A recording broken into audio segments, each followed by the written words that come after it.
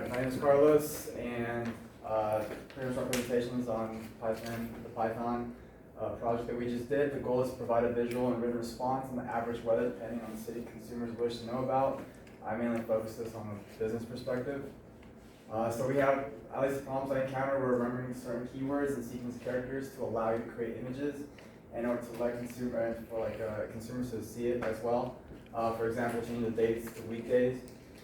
Through practice, proper corrections to include using outside resources. This will give us the opportunity to successfully create a window with information consumers are asking for. So here I was just thinking about how fast or how long will a consumer look at your project.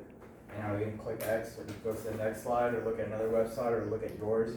So looking at the retention rate. And then future is just the ability to add more colors to sustain viewers' attention.